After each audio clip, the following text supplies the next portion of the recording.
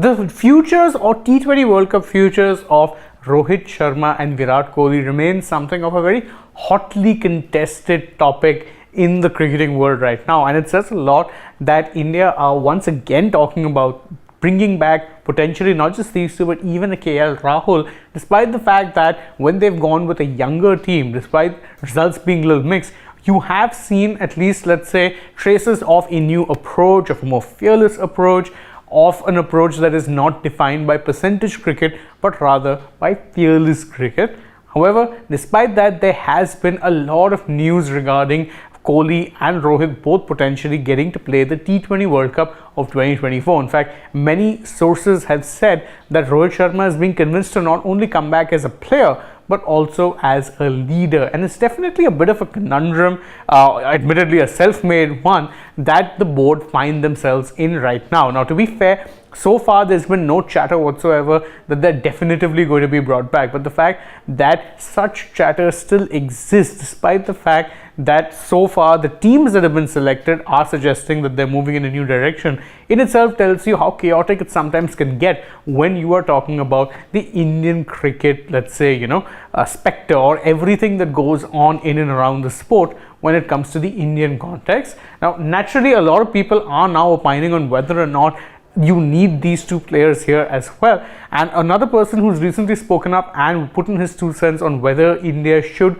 be recalling Virat Kohli and Rohit Sharma to their T20 World Cup squad for 2024 is Kevin Pietersen. Now, again, Pietersen is someone whose opinion on this might actually seem, a very interesting one, given that he was someone who in many ways was someone who played T20 cricket before it was a thing. Thereafter was one of those players who was always coveted when it came to T20 franchise leagues or even the national team, and someone who is not afraid to say exactly how it is he feels regardless of circumstances. So him saying what he has to say on a Rohit or Kohli is a pretty interesting take, but one that when we delve deeper you will realize does tend to also speak to, let's say, an understanding of how Indian cricket works. This is because when he was quizzed recently by Leading Daily on whether or not Kohli and Rohit should be playing the World Cup, his answer was like this. He said, it's up to them. They've earned the right to be able to pick and choose what they want to do, and I'm sure that they'll pick the right option for the Indian team. Now, there's one part here he's got spectacularly right when he says that it is in fact up to them. Because despite the fact that the BCCI clearly moved beyond a Rohit and a Kohli, there are reports suggesting that, look, they're not really done with T20 as they're just being rested, and when they want to come back, they will be, brought back in. Other reports suggest that it'll be down to, let's say, their IPL performances, and yet other more reports say that it is down to the fact that you don't have a Hardik Pandya right now, so you really need a Rohit Sharma at the very least back, and if you're bringing back a Rohit, you may as well bring back a Kohli to add a little bit more stability. As I said, there's plenty of stuff floating out there, can sometimes be hard to separate the fact from the fiction, but that's why we guys have you covered, and again, that is why we bring you all of these perspectives. And this is an interesting one, as he says, they'll pick what is best for Indian cricket. That part might seem a little debatable, given that if you ask me what would be best for Indian cricket, or at least Indian T20 cricket in this case, would be not having Rohit or Kohli anywhere near the international T20 side. That's not to say that they're bad players or anything like that. I just think the approach that they've had is something that is in the past tense now when it comes to T20 cricket. You can't be playing percentage calculative cricket. You need to be playing fearless cricket, even if that means letting your average take a hit or not getting as many overall runs in your tally.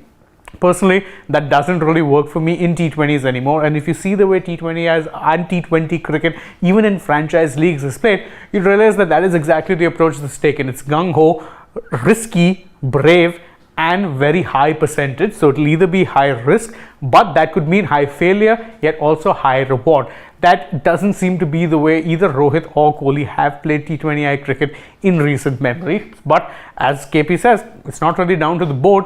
It's up to them whether or not they choose to play. And it's not just up to them, by the way, there's another little factor that I even mentioned and which even KP himself touches upon. The IPL. He said, look, we're going to have to watch them over the next few months and see what teams are picked and who plays.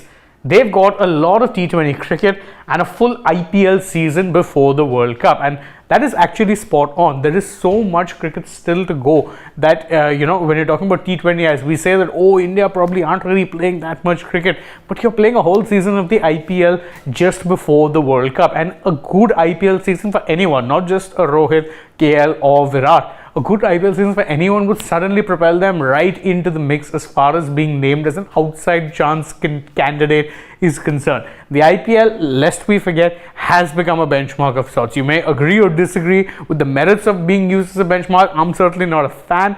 I don't think it should be a yardstick. I think it should be one of many yardsticks, but fast tracking happens. You know it, I know it, we all know it.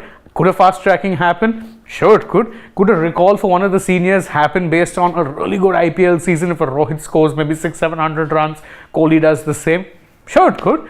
I mean, it would be a case of making your own bed and then laying on it, but I'm not denying the fact that it could very well happen, and neither is Kevin Pietersen. Now, whether or not you need these two back, as I said, that's a debate for a whole other time, one that we at Sports Today have been having in some form or fashion ever since really the ODI World Cup ended and your focus has shifted to the T20I side of things. But in KP's opinion, as he said, look, it's very clear, it'll depend on whether or not Rohit and Virat want to play T20 cricket, and much as it may be infuriating, it might actually very well may be correct, because as we've seen, players do tend to call a lot of shots when it comes to picking and choosing when it is they want to play, workload management, format, let's say, stepping away from certain formats. You've seen players have a lot of power over this. The BCCI does tend to accommodate that. Again, whether or not that's right, that's something that is, again, a whole different matter. But what are your thoughts on the entire matter? Do you think you agree with KP that yes, it'll be down to them? Do you think the BCCI has firmly moved away from these two? Do you think that's the right call? You can let us know the answers to all of that in the comments, and don't forget to like this video, share it with your friends, subscribe to the channel,